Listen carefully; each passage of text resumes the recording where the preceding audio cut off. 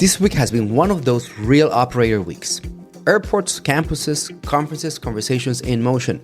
The kind of travel that reminds me of how fast this AI movement is actually moving in the real world. Today's episode is a bonus recording from the ASU Agentic Student Experience Conference. I had the chance to sit down live with Claire Zau for a deep conversation on Agentic AI. In this conversation, Claire explains AI in 3 stages. First, perception AI. These systems could recognize things but could not reason. Second, generative AI. These systems could create content but still needed guidance. And now, of course, we enter in Agentic AI. AI that can act, make decisions, and work on its own over time. Her message is clear. The real change is not faster tools. The real change is AI that can make progress by itself. So, think of this as a bonus room conversation recorded in the field, right at the edge of where the agentic future is starting to feel very real. Let's get into it. So, Claire, hi. Hello. We are at the ASU Agentic Student Experience Conference, right? And I think that one of the things I'd like you to riff and start expanding, you're an expert in this field, and you're an evangelist, a translator, like you're playing this role of here's state of the art, and then fuel it with investment, or translate it with charm and intelligence. So I hope you should put that in your LinkedIn profile, by the way. Thank you. But one of the things I'd like to ask you is, it feels like there's a shift from AI as, majority of the world knows it as a chatbot, and this thing that we define as agentic. So, hot take. What's agentic? Like, how do you define agentic AI versus not? And I just like to basically go there because I honestly believe that there's also an echo chamber, bubble, what do you want to call it, and the ones who jumped into agentic were that, like 1,000 people in the world, and we're just going so hard at it. Yeah. And now we're trying to bring everyone to this agentic world. So what's agentic? What's agents? Can you just kind of help us describe that? I mean, super valid question. I think, honestly, the AI world doesn't even have a consensus around what the definition is, and they're the ones who are talking about building it. But I think of agents as really just kind of this next evolution of AI. We had a presentation earlier, but we talked about how AI really moved from what we saw for the last 20 or so years of perception AI, these systems that are able to help us sort through information through, whether that's text or speech. Multimodal, right? Yeah, really just classifiers. And we had Siri, we had Alexa, but these weren't able to reason. They didn't really think on their own. And then recently we've had generative AI. I think that's probably been when people think AI, that's what they think of. They think of AI slop, unfortunately, but they also think of ChatGPT and text interfaces. And by AI slop, you refer to this body of work of, it produces a ton of things, but that last mile, if you don't do it, it's crappy. It's not great, right? Yeah, just AI output. There's just so much. It's a tsunami of AI content. Yeah. And so I think this next phase, what we're entering, people have started coining as agentic. And that's kind of a confusing term. I also, sometimes I'm like, I don't think my definition of agents is the same as your definition of agents. But ultimately what I just think of it as, let's give AI the ability to act, to do, and to independently do so without handholding. So I think of a lot of, you might ask, why can't chatbots do this? Why can't, they're able to output and do the same actions. But what you'll notice is that for a lot of existing software, you can't let it sit. You have to handhold it through every step. You have to copy and paste context. You have to use multiple different tools. What agents do is actually piece together all those actions. So it can actually perform on your behalf. Sometimes they can perform on your behalf for multiple hours. So that's really what I see agents as, really when you take all that intelligence and give it the ability to do and act. Like that. So there's a system of action, right? And this is where, in the definition of agentic, non-action, it's on the other side of AI. Action, you get these new capabilities emerging. Where do you see action as a workflow, and then like the whole aspect of automation? Can you just kind of, and happy to bring your GSV hat as you see portfolio companies. Right? What are the exciting things that you see in action, right? Because for me, it's all about end-to-end workflow, or what I call agentic workflow. But what is it for you? So, all right, if it's action, what are the exciting things that you see in action, right? Yeah. I mean, I think a lot of it is taking some of the actions that we as humans have historically done with software and piecing that together with, and giving these units of intelligence instructions to do that same work. And so my very honest, as an investor who's looking at so many startups in this space, is I've been a little disappointed with how few companies have actually successfully shifted to this conversation around agents. It feels like a lot of startups today are still very much so focused on, let's do what we've been doing for the last 20, 50 years, but just make it faster, cheaper, better. Let's just make AI generate lesson plans faster. Let's make AI generate emails faster. And that's great. And it's exciting. It saves a lot of time. But it's not necessarily I still have to sit by the computer and tell it what to do. And so I actually think there's a lot of opportunity for certain startups to actually move beyond this and go into the space where, if you think of even just what OpenAI launched 2 days ago now, they launched Atlas, which was their browser. And I think, that's not necessarily an ed tech startup, but it's indicative of this new paradigm we're entering where these systems are ambient. They are not just a separate app like ChatGPT or Gemini. Rather, they are able to navigate our systems as we do, as humans do, and click through things. They're able to scroll. They're able to copy and paste. Being able to give them computer using action. And a lot of the AI labs have focused a lot on this. That's been a big push recently. It was a big unlock when Anthropic announced Claude had computer use, and all the big AI labs follow suit. So I think that's another element, is really the ability to actually give them not only this workflow planning, but also the ability to actually use computers to execute on those actions.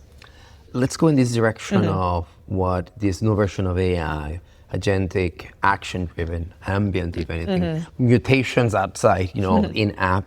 One of the exciting things that I find on the AI ecosystem is how you look at the action surface, right? Yep.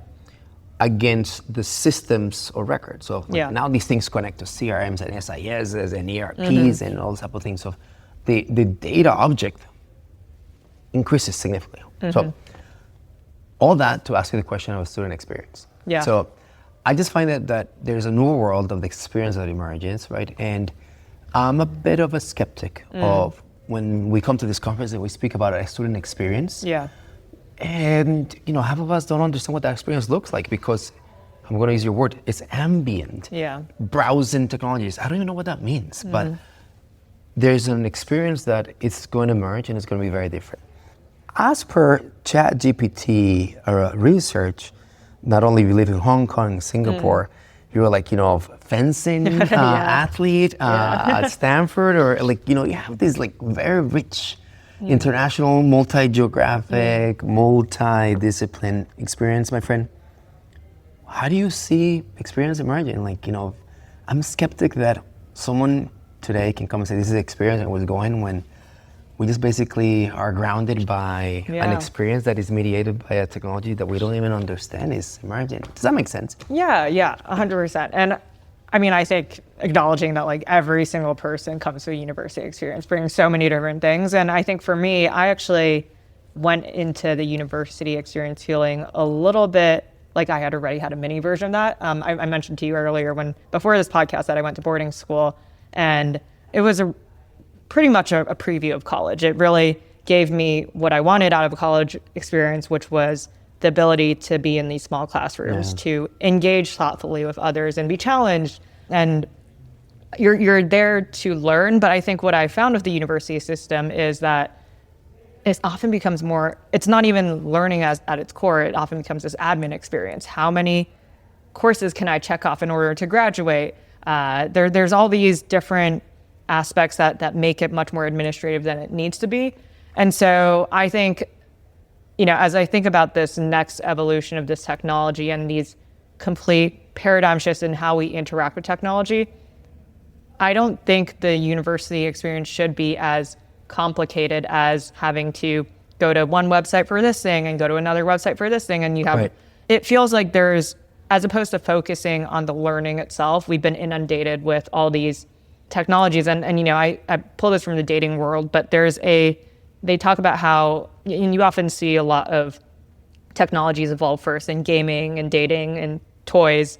And what you're seeing is actually people are completely bypassing the traditional interface itself. So there's all these. By that you mean like the interface, No UX? swipe, no swipe. Okay. You call, and the system does all the work for you on the back end, agentically. It has a collection of all the humans that it can match. Where you're going with this. Yeah, and so as opposed to thinking of let's give more people more interfaces and more web pages and more chatbots, instead it distills it back to like, let's actually think about what we were here to do. And in the case of dating, it's like, I want to meet another person. Yeah. And so you just call and you say, here's what I'm looking for.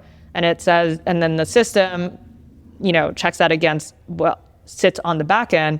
And it comes up with 3 matches for you based off of that. And it's all voice mediated. And you can see a world how that moves to networking, or even you're already seeing that in the higher ed world. Why do I need to go on endless sequences of pages of looking at tables? Like I think really rethinking the human computer interface, because we have now for the first time ever, we don't have to interact with humans through points and clicks and scrolls and keyboards. You can actually just talk to a computer for the first time. So I think as I think about the user experience or student experience changing, I think there's a much more dynamic way to interact with the institution.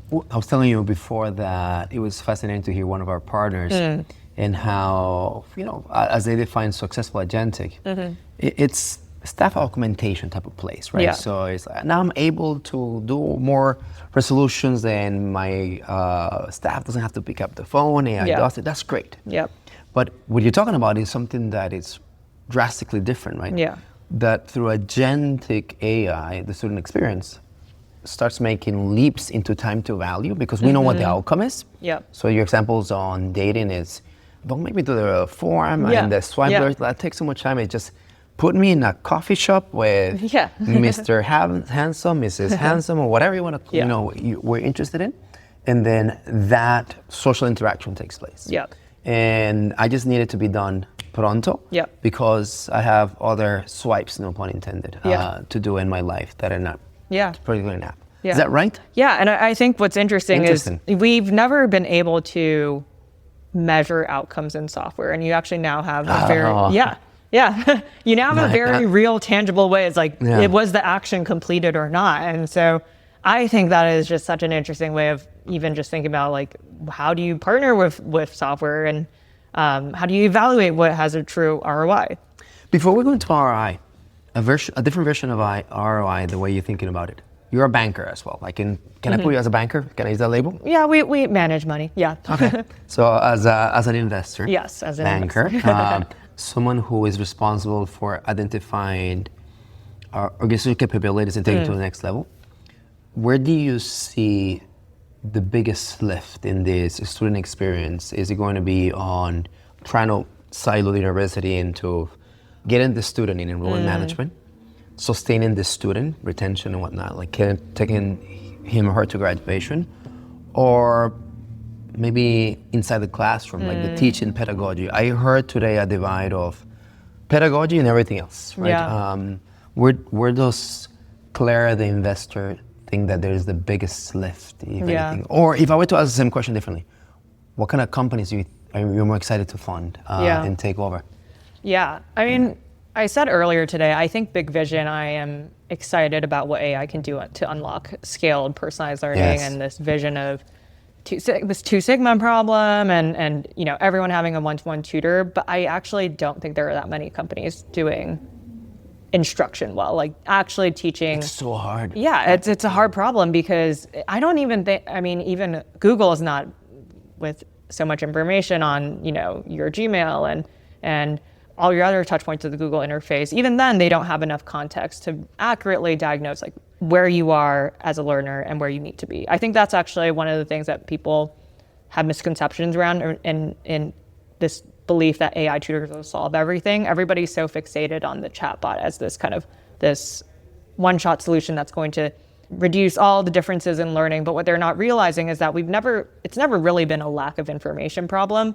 It's always been how to navigate it. So I need help. I know what I want to learn, but I don't want to have to watch 200 YouTube videos. I need to just have someone tell me, you are here, you have this timeline, you need to learn these things to get to point B. And I think that's what AI can do, but there are missing elements like memory, the context graph, or the knowledge graph around this student. So I think for me, it feels like instruction, I'm excited about that, on the 5 to 10 year horizon, but I don't think we're there yet in truly delivering on what we want to do. The first two that you mentioned, I actually think that's where there is a lot more opportunity. Short, medium term. Yeah. And I mean, even long term as well. I mean, that's where our company is at, so I hope you're also right. I know you're right. Yeah, and I think it's because at the end of the day, I even think of when you talk about a great learning experience, not that all the work that Element 451 is interfacing with isn't important, but I think when people talk about their student experience, they often remember the classes and the educators, right? They're not like, oh, I had a really great time talking to this one call center person to figure out my financial aid, right? That is part of it, and if they have a great experience, then it's great, but more often than not, they have a bad experience. And so I think in that sense, a lot of where I think AI can plug in is doing the stuff that students don't necessarily feel like are core to the learning part.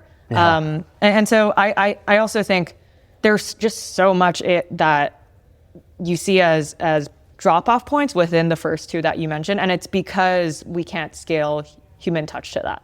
And so if you can bring in a good solution that is 24/7 available and can actually execute, then students are going to, one, have a much better experience around applying, around staying, and then also have a much more better experience to focus on the learning part. It's kind of how I'm thinking about the space. I could stay in this part of the topic for a long time, just 2 more minutes, but you're touching on something that I think it's really important. You gave the example of when was the last time you remember having this conversation with the financial aid counselor, right? And then, but they're part of the fabric, and all of us did it, and then we will remember. I do think I remember. Yeah. Good conversation and bad conversation. It's probably not top of mind, but AI, specifically Agentic, comes in and replaces that counselor and problem solve. Let's go to teaching. I think that what we're seeing here is more of the human problem. It's not a technology problem per se, right? But displacing a faculty member. Notice that we're not calling them online faculty members or virtual faculty members. We call them virtual tutors. Yeah. Somehow the knowledge diffusion is still human. Yeah. And call it the union card, professor, PhD, whatever you want to call it. And this is where, technology, human, culture, the human in the loop thing is still a barrier. And until that's solved, I don't see us, because I guess my point, and this is not a question, but more of a comment. Yeah. Until we figure out, I think that the biggest opportunity that we have is that Agentic AI owns knowledge infusion. Like, this is how we learn. Then professors and faculty, they start taking a different role. Is it coaches? Is it conversationals? I don't know what. There's going to be a different role. Yeah. And it's a hard one to push through academia because it's so ingrained. Yeah, and I think if you look at the model of higher education for the longest time, the role was to, there are many roles that higher education serves, but one of them is to stuff knowledge in a human, right? And to build that codified knowledge. We're now entering a world where you will always want experts. However, there is no expert that can outsmart an AI model today, right? Maybe in certain domains or in like a hyper-specific case studies, you still have, Handshake AI employing PhDs to data label because these models aren't there yet. Sure. But I do think the value proposition is no longer I went to this university and I stuffed as much knowledge in myself as anymore. And so I think in that sense, when you enter this new age, the role does evolve. You are no longer just a deliverer of knowledge. You are also, I think, a cultivator of judgment, a cultivator of creativity, critical thinking. And what does that mean? How do we get en masse this entire higher education faculty workforce to get from a place of just thinking about their role as I am stuffing knowledge in this student to prepare them to I am giving them creativity and the tools to succeed in an AI workforce where everyone has arguably elevated access to all codified knowledge. Let's do a pivot on to probably how you spent a lot of your time as an investor, right, in managing a portfolio. I would say you're an expert on the path to return of investment, right? And I think you're very passionate about this topic on all things AI. So here's my preamble to go into strategy and ROI. From your world as an investor, thought leader, apparently also a social media influencer, my friend. I find that our higher education peers and experts are stuck in two places. One is, I don't trust it, and fairly so, right? There's still a lot of things that, you cannot trust, and you need to have your, red teams do whatever you need to do. That's one issue. But the other one is stuck in this collaboration, stakeholder meeting or advisory meeting, the AI council, and talking about AI. But what we know is adoption is the precursor of ROI, and if unless you do it, you're not going to come and be successful at it. The rate of failure is probably higher than the rate of success, in my opinion. And I could also throw one more dimension here. So talk about anything you want, but for me, it's the nature of the POC, the successful POC, is what gives you high propensity for ROI, right? Never mind how you measure ROI. That's a whole different podcast, in my opinion. But what say you, Miss Claire? This is so. How do we bring some of your brain of ROI into the campus, deployment of AI, agentic or not? Yeah. I mean, recognizing it is a tricky time, right? There is this technology that on one side, a lot of people are saying, well, you hear all these questions about security and that's super fair. You hear a lot about metacognition and what AI is doing to people's brains, and that's also super fair. But I also think in this AI moment, and I tell everyone this, is the people you are doing the most disservice to by not making them at least aware about AI is the students themselves, because they're the ones that are entering this labor force that is ultra fixated on AI. Every single job post has AI embedded in it, and you might not like it and you might have thoughts on why it's good or bad, but I think ultimately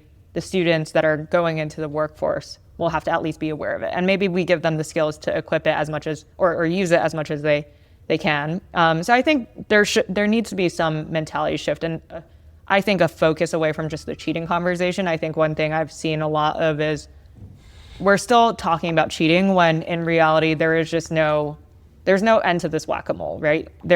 I talked about that earlier, this company that raised $15 million from Andreessen, and their entire manifesto is just to cheat on everything. They have a system that is ambient and can take in all audio and video inputs and help you answer everything, even on a date. You can go through every technical interview with an AI that sits next to you and just says, here's what you should say back to the recruiter. Here's what you should type out. And so we exist in that world. Yes. Yeah, clearly. And so I think in that world, we really have to, one, shift the conversation away from just cheating, and two, recognize that the people we are disadvantaging are the students themselves. I think on a more granular level, as you think about these POCs and why it takes so long to adopt AI, I think you're seeing some of that struggle and tension also in enterprise, but a little bit less so. And I think it's because there is a lot of a kind of prosumer type motion within the workforce. So an interesting behavior, what you'll see is that a lot of people are averse to using ChatGPT in their enterprise accounts. Sure. And that's because they don't want their companies having visibility in what they're doing. But consumer usage, off the roof. What is exactly 800 million users a week? Weekly active 10% users. of the population. Exactly. And so there's this massive kind of story disconnect of people saying or the numbers are showing that people are clearly using this on a weekly, daily basis. But I think from an enterprise standpoint, sometimes they say, oh, we're not seeing usage or we don't see desire for this. And it's because I think for AI products, the reality is you're seeing the most unlock at the user level. And so, but the problem I think that exists in traditional enterprise or traditional higher ed is in order to unlock value, you have to sell at the enterprise level. Sure. But then ultimately, those users have to be aware of this product. And then only once those users unlock that AI value, then it kind of drives that return. And that's how all software works. But I think it's even more acute in AI. because there aren't really, I think, ways right now. A lot of, I think things like ChatGPT are really, you can only churn out as much use as people are educated about the tool and as they are exposed to it. So I think in that sense, that's where you're really seeing this tension. And I think generally there's just a hesitancy to introduce, like there's a sense of that there's some time. There's always more time to figure it out. We can always put together more councils, or we can put together more safety teams. And I think that's valid, but I would really emphasize that those are important actions, but to do it at high velocity, because this tech evolves at lightning speed and there isn't the luxury of time to create a team and wait 6 months. Like by the time you've done a 6-month analysis on a technology, that's already 3 models. So I'm extracting a few patterns that I think are super interesting. You spoke about through the example of cheating, right? So there's these known problems that kind of we know they're there. So I don't want to put words in your mouth, but I'm hearing from you is like, that's it, kind of move on from it. There's more things. To layer that, there's this aspect, and I think your second point of everybody is using it, right? This technology, it's bottoms up, it's consumers first. Yeah. And so just more ammo to like just get over the hump. Yeah. When you get over the hump, you spoke about velocity. I think that's very important. Unfortunately, my academic peers and where I come from, we're just not known for that velocity, right? But it's really important. So those are the ingredients. What about, I want to do it, I'm fine. Like, and then are there things that you would advise from where you see it as, invested in companies or being a thought leader in this sector? You really know that, ed tech space. If I make the commitment to get over the hump and I say, okay, we're going to do it fast, is there some pragmatic, practical things that you would say, hey, President Bonilla, should have your team do X, Y, Z? What comes to mind there? I mean, I definitely don't sit as much on the implementation side, but I do think at least interfacing with the startups that are selling to all of these clients or selling to this audience. I like that. I think ultimately the buyers hold the power here, right? And you know that. And I think oftentimes there are startups very transparently will sell you on a vision, but where the product is not where the vision is, right? And so I think lot of noise. There's a lot of noise out there. And I think it's okay to want to double check that and say, okay, sure, I love the big vision, I'm aligned, but also where is today's product? What can you show me in tangible terms? And I think the products that do the best and feel like I've seen succeed in partnering with universities and university stakeholders are ones that have been able to demonstratively show ROI, that they're able to make what is unknown known for the client. And so I think as much as, and we have a lot of technologists in our portfolio, they think about outputting product. They've written the code and a lot of times it's intangible, right, to a general audience. But part of making a great product is making sure that the end user recognizes the value that it's created. So part of why I think, for example, Duolingo is a great product is we always look at, and they have all these different tweaks that just make it the ultimate like consumer build product. But even just the fact that you can see your progress and see how you've improved from point A to point B is such a little thing, but it's very different from a Rosetta Stone textbook. And that's why people like it, is because I can visually, tangibly see I've learned 1,000 words. It's like Spotify Wrapped, right? And I know this is, these are tricky or small consumer tricks, but I think there's a lot to learn about bringing the consumer building mindset to the enterprise world, because, Spotify Wrapped, like they don't have to tell you how much music you listen to or who your favorite artist is. But one, it's a fun gimmick, but two, it also is this delivery of ROI and says, okay, actually at the end of the year, I listened to 20,000 minutes. Of course I can't cancel this, right? And so I think bringing that kind of that focus on return and focus on value delivery to the enterprise world, I think is an interesting tweak that startups frankly should make. And I think the buyers listening to this should hold them to that standard of like, how can you demonstrate and show me that you have delivered on what you're saying? What is the value here? When the focus of getting over the hump, work with speed, goes into ROI, I think you're on the money. And what I'm getting from the conversation, right, is, as I try to translate to our stakeholders, is you need to use ROI as the outcomes, not the pursuit of the features. Look how cool this technology is. Like, in the school knows the outcomes, so please tell me how you're going to achieve those outcomes, and that's how you're going to end up in ROI. But there's something really interesting on your story in analogy to the Spotify Wrap, that there's a retrospective that takes place, and that journey and the destination, they're equally important. You get to the ROI, but how you got there, and this is what brings that product digital transformation, and then the replicability of the process, right? Yeah. I like that very much. Yeah. I mean, I think there's a lot to learn from the consumer world on how to build great products that people love, because I think sometimes in the enterprise world, it's you sometimes think, okay, my stakeholder doesn't have to love, my end user doesn't have to love this for me to, as long as I'm providing use to the top leadership, this is okay. But I really think the best enterprise companies I've seen that have sold to higher ed or sold to enterprise are ones that kind of have a little bit of a consumer DNA and have delivered delightful experiences, even if it's not a traditional consumer user. Gotcha. I promised the last question, so I let you go, and I'm sure you had a really, really busy day, so you deserve your drink or your nap. I got a pick of your brain today, and it's fascinating. 100 slides in 30 minutes in your keynote, and there were probably 65 showcases and use cases that you demonstrated. Which out of all those is the one technology you cannot wait to get home and like play with? Ooh, that's a tough question. I know, right? There are so many.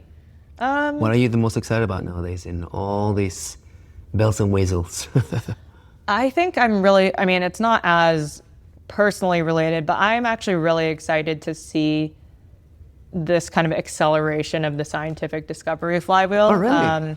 And it's not a personal thing. I don't think I I will personally benefit from medical breakthroughs and scientific discoveries, but I feel like in a time when a lot of AI headlines are quite negative, and there's reasons for it to be negative, like, you have OpenAI very openly embracing erotica, or XAI also doing the same. And so there's reasons to have those headlines, but it's also fun to get headlines and see demos of products that are literally changing the trajectory of our society and humanity itself, and almost more like the positive angle. And so I think it's not necessarily something I can try at home, definitely not.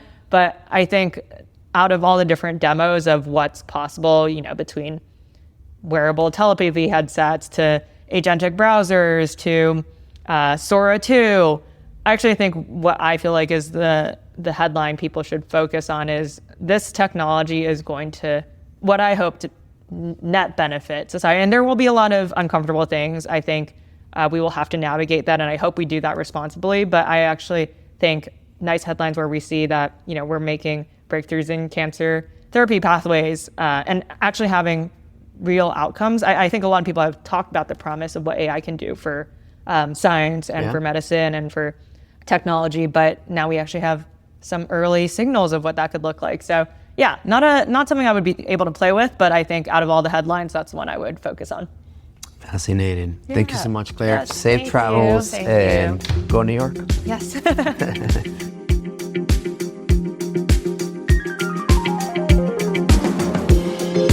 Thanks for listening to Higher Intelligence. This show is part of the Enrollify network, home to the largest collection of podcasts in higher education. Enrollify is where higher ed goes to grow. You can find more podcasts, webinars, videos, blogs, and more. Visit Enrollify.org and subscribe to get new content sent directly to your inbox. Enrollify is brought to you by Element 451, the AI agent platform for higher education. Learn more at element451.com.